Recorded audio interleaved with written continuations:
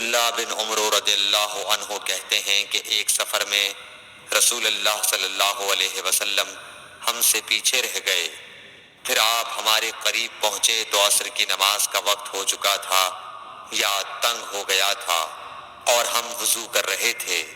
ہم اپنے پیروں پر پانی کا ہاتھ پھیرنے لگے تو آپ نے بلند آواز سے فرمایا کہ آگ کے عذاب سے ان ایڑیوں کی جو خشک رہ جائیں خرابی ہے۔ یہ 2 مرتبہ فرمایا یا 3 مرتبہ؟ صحیح بخاری حدیث نمبر 96۔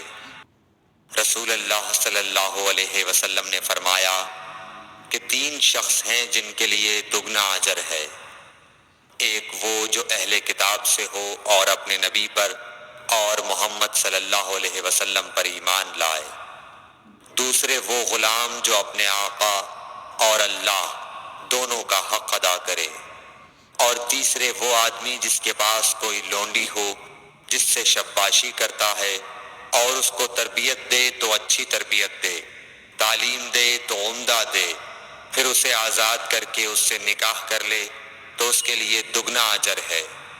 صحیح بخاری حدیث نمبر 97۔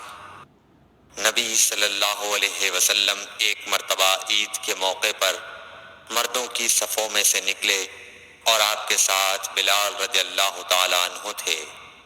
آپ کو خیال ہوا عورتوں کو خطبہ اچھی طرح نہیں سنائی دیا تو آپ نے انہیں علیحدہ نصیحت فرمائی اور صدقے کا حکم دیا۔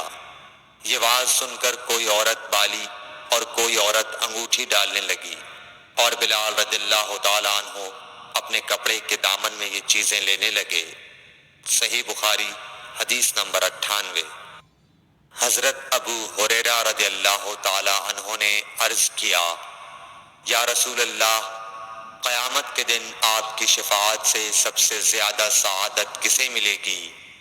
تو رسول اللہ صلی اللہ علیہ وسلم نے فرمایا، اے ابو ہریرہ، مجھے یقین تھا کہ تم سے پہلے کوئی اس کے بارے میں مجھ سے دریافت نہیں کرے گا، کیونکہ میں نے حدیث کے متعلق تمہاری حرص دیکھ لی تھی۔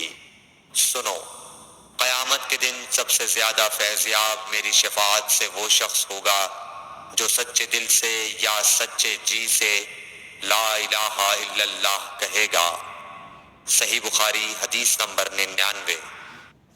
رسول اللہ صلی اللہ علیہ وآلہ وسلم نے فرمایا کہ اللہ علم کو اس طرح نہیں اٹھا لے گا کہ اس کو بندوں سے چھین لے، بلکہ وہ پختہ کار علماء کو موت دے کر علم اٹھائے گا، حتیٰ کہ جب کوئی عالم باقی نہیں رہے گا تو لوگ جاہلوں کو سردار بنا لیں گے، ان سے سوالات کیے جائیں گے اور وہ بغیر علم کے جواب دیں گے، اس لیے خود بھی گمراہ ہوں گے اور لوگوں کو بھی گمراہ کریں گے۔